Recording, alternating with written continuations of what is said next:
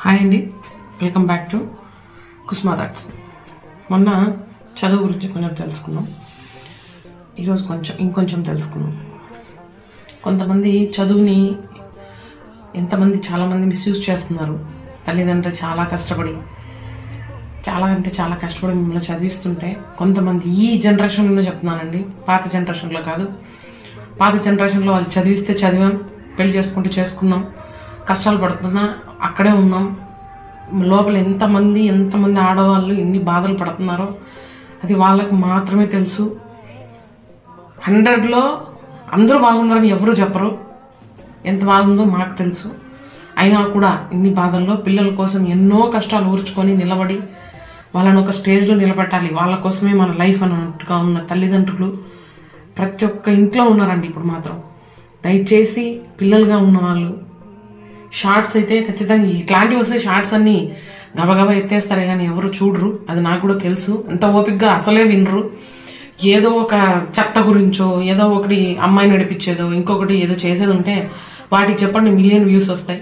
మనం జెన్యూన్గా ఏది చెప్పినా, ఏది చేయాలని పోయినా ఇప్పుడున్న జనరేషన్ మాత్రం అస్సలు హెల్ప్ చేయదు.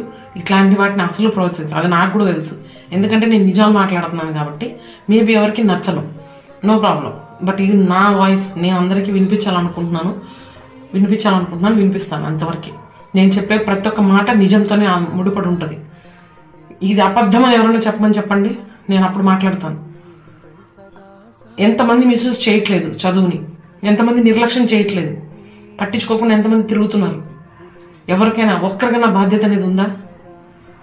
ఎవరో 100లో 20% మందికి. అంటే మీరు అనొచ్చు, చదివిన ప్రతి ఒక్కరికి మార్కులు వచ్చేస్తాయా, చదివిన ప్రతి ఒక్కరు పాస్ అయిపోతారా, అలా ఇలా అని.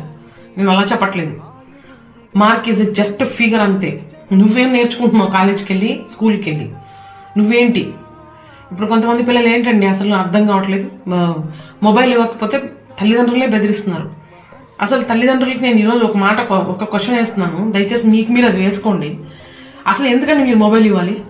4 చంపలు వాయించి ఇంట్లో కూర్చోబెట్టక అడిగినప్పుడు చేతుల మీద కొట్టకుండా వాతలైంటి చూస్తాను. మనల్ని మన పేరెంట్స్ ఎలా పెంచారండి? ఈ జనరేషన్లో అలా ఉంటే భయపడిపోతారండి పిల్లలు, అలా అండి ఇలాంటి నెవర్. అలా ఎప్పటికీ జరగదు. మీరు భయపడుతున్నారు. మీ భయాన్ని చూసి వాళ్ళు అలుసుగా తీసుకుంటున్నారు. 4 రోజులు తోసేస్తే ఎక్కడికి వెళ్తారండి? ఎవరు పెడతారు భోజనం? ముడ్డి కాలితే ఇంటికి వస్తారు ఎవరైనా సరే. మీరు ఎందుకు అలా ఆలోచించట్లేదు పేరెంట్స్? నాకు అర్థం కావట్లేదు. వాళ్ళ కింద మనం బతకూడదండి. మనం వాళ్ళని పెంచాలి.